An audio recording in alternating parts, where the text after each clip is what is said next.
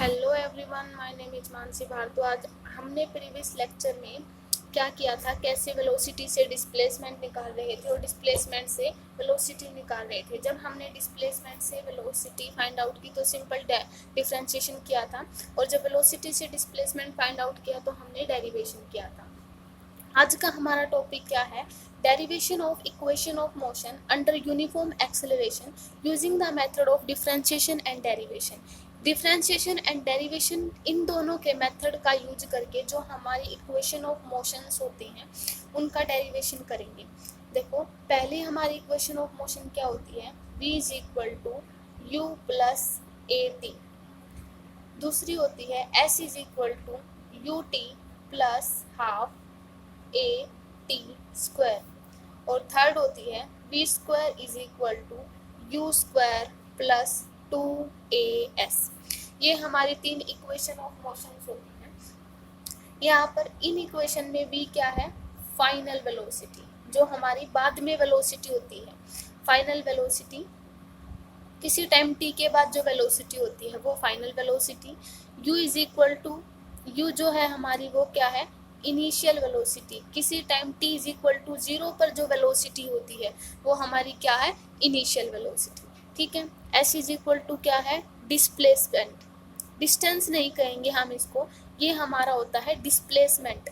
ठीक है, ये डिस्प्लेसमेंट होता है। और a is equal to acceleration. Acceleration है लेकिन हम सिंपल इसको एक्सेलरेशन नहीं कहेंगे। ये क्या है? क्या होता है हमारा? Uniform acceleration. ठीक है, कि किसी टाइम t पर, और वो हमारी जो बॉडी है वो यूनिफॉर्म एक्सेलरेशन के साथ एक यूनिफॉर्म एक्सेलरेट के साथ एक्सेलरेट हो रही हो। ठीक है, वो यानी इसको हम कहेंगे यूनिफॉर्म एक्सेलरेशन। तो ए क्या है हमारा? Uniform acceleration. ठीक है, यूनिफॉर्म एक्सेलरेशन। अब देखो, इनका डेरिवेशन हम कैसे करेंगे? बाय डिफरेंशिएशन एंड डेरिवेशन के थ्रू। ठीक है, देखो पहली इक्वेशन है, ये है v is equal to u plus a t. ये हमारी पहली इक्वेशन। ठीक है, इसका हम डिफरेंशिएशन करेंगे यूजिंग डेरिवेशन एंड डिफरेंशिएशन। ठीक है, देखो हमारा v क्या होता है? Sorry, a is equal to क्या होता है? Change in velocity by change in time. लिख देते हैं, change in velocity by change in time. ये हमारा एक्सेलरेशन का फॉर्मूला होता है कि किसी टाइम में कितनी वेलोसिटी हमारी चेंज हुई। ये होता है ये हो गया। ठीक है, अब डिफरेंशिएशन फॉर्म डेरिव भी करेंगे। इसकी जो ये है, ये तो हमारी किसी भी टाइम t इंटरवल पे, आप स्मॉल टाइम t के लिए लेंगे, यानी इसकी डिफरेंशियल फॉर्म कैसे लिखेंगे? स्मॉल, बिल्कुल स्मॉल टाइम t के लिए t is equal to nearly equal ही लगा लो। तो इसकी डिफरेंशियल फॉर्म क्या होगी? a is equal to d v by d t. ये इसकी हो गई डिफरेंशियल फॉर्म। ठीक है, ये इसकी डिफरेंशियल फॉर्म हो गई। अब हम इस डी को इधर, डी वी को इधर ले आते हैं और a डी टी आ जाता है। ठीक है, अब क्या करेंगे? Integrating on both side. Integrating on both side, दोनों तरफ क्या कर देंगे? इंटीग्रेट। तो ये आ जाएगा dv और इंटीग्रेशन ऑफ ए dt। अब देखो, ये हमारी वेलोसिटी है। तो ये वेलोसिटी किस तरीके से चेंज होगी? शुरू में हमारी at a time t is equal to 0 था, तब हमारी इनिशियल वेलोसिटी u थी। ठीक है, और जब हमारा टाइम 0 से बढ़कर t हो गया तो हमारी वेलोसिटी क्या हो गई? यानी जो वेलोसिटी थी, जो 0 से लेकर t टाइम तक वेलोसिटी कितनी इंक्रीमेंट हुआ? u से v इंक्रीमेंट हो। तो इसकी जो लिमिट रहेंगी वो हमारी क्या रहेंगी? u से v, क्योंकि किसी टाइम 0 से लेकर किसी टाइम t तक जो हमारी वेलोसिटी थी वो इस तरीके से चेंज हुई, और ये टाइम 0 से लेकर t आ। ठीक है, तो ये आ जाएगा dv, u से v, और ये कांस्टेंट है, एक्सेलरेशन यूनिफॉर्म है, ये चेंज नहीं हो रहा। तो ये आ जाएगा 0 से t और ये आ जाएगा dt। अब इंटीग्रेट करेंगे तो मैंने आपको बताया था कि इंटीग्रेशन ऑफ dx क्या होता है? इज इक्वल टू x होता है। तो ये कितना आ जाएगा? v, और लिमिट क्या रहेंगी? u से v is equal to a d t है तो ये भी टी आ जाएगा और इसमें लिमिट क्या रहेंगी 0 से टी। ठीक है, तो ये आ जाएगा। अब इसमें लिमिट रखेंगे तो v माइनस का u is equal to a t. ये क्योंकि शुरू में हमने इसमें देखो कैसे लिमिट पुट करूंगी मैं, जैसे मैंने ये किया, पहले t पुट करेंगे फिर 0 पुट करेंगे तो t माइनस का 0, तो ये लगभग t आ गया ना नियरली, तो ये a is equal to t आ गया। ठीक है, तो यहाँ से क्या आ जाएगा v is equal to u plus a. ठीक है, ये हमारी इक्वेशन ऑफ मोशन थी first, v is equal to u plus a t. तो ये हमने इससे डिराइव कर दिया by differentiation and derivation, integration और डेरिवेशन से। ठीक है, तो ये हमारी फर्स्ट इक्वेशन ऑफ मोशन का डेरिवेशन था। ठीक है, सेकंड देखो, सेकंड हमारी इक्वेशन थी s is equal to u t plus half a t square. Sorry रुको एक मिनट। ठीक है, तो ये आ जाए।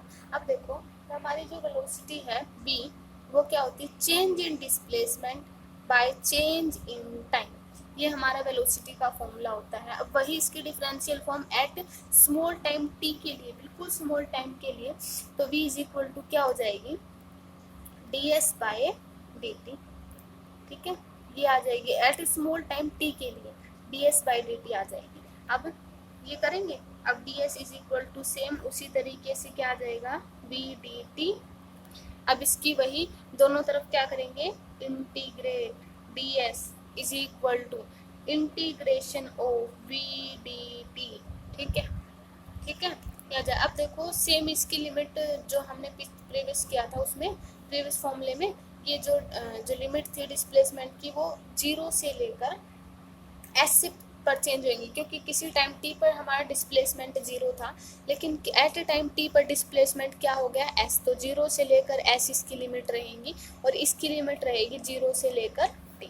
अब देखो उस मेथड में जो हमने क्या प्रूव किया था v is equal to u plus a t. ठीक है, तो वो उसमें जो क्या था v is equal to u plus a t आया था, ये था।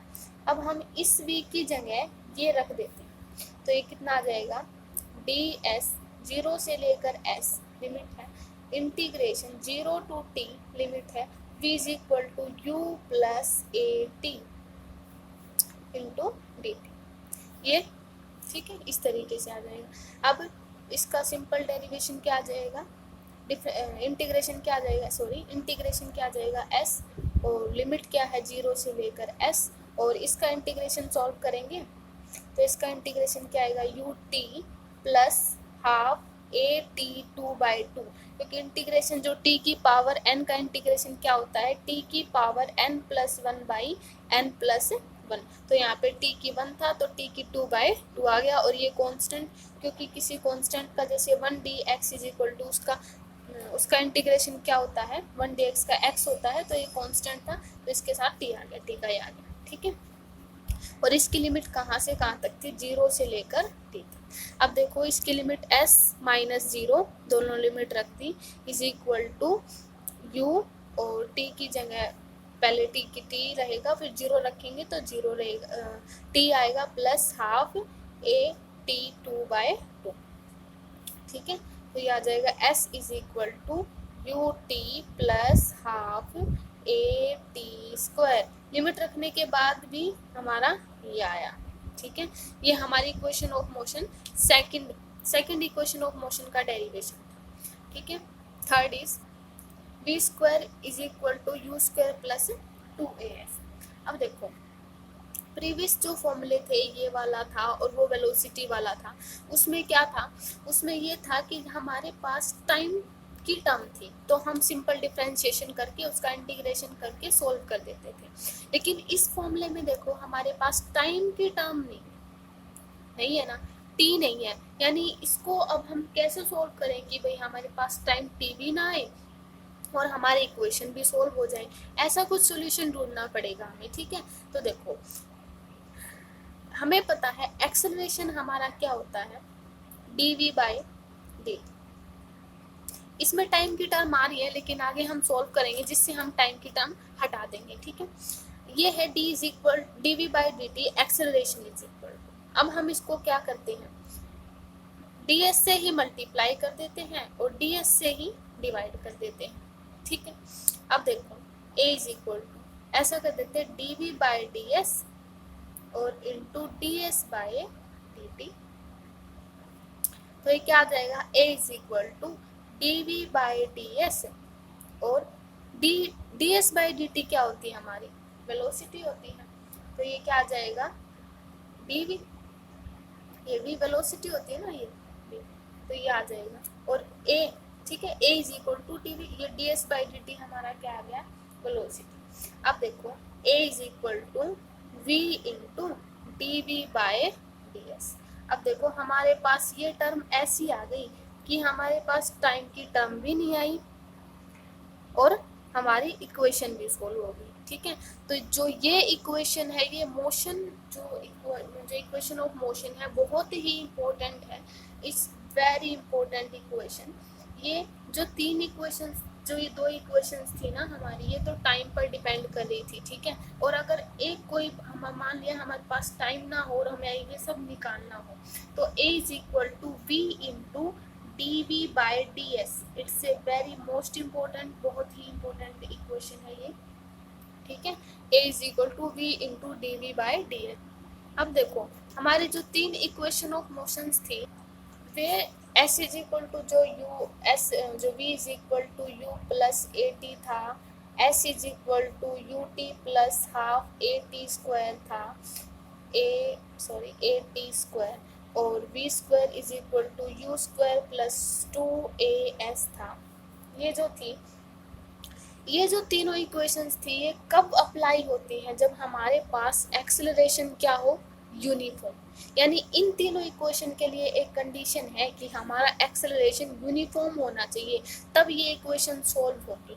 और जो अभी हमने जो थर्ड इक्वेशन का डेरिवेशन निकाला था v is equal to a is equal to v into d v by d s, ये आया था ना, v into d v by d s, ये हमारी, इसके पास कोई कंडीशन नहीं है कि ये सिर्फ यूनिफॉर्म एक्सेलरेशन पे ही वर्क करेगी, ये हर एक कंडीशन पे वर्क करेगी, इसलिए ये बहुत ही इम्पोर्टेंट है, ठीक है।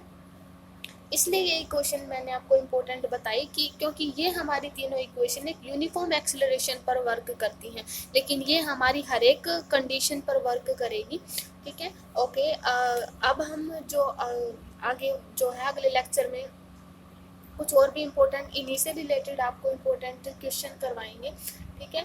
तो प्लीज़ आपको मेरी वीडियो पसंद आए तो लाइक शेयर एंड सब्सक्राइब करिए। Okay, thank you.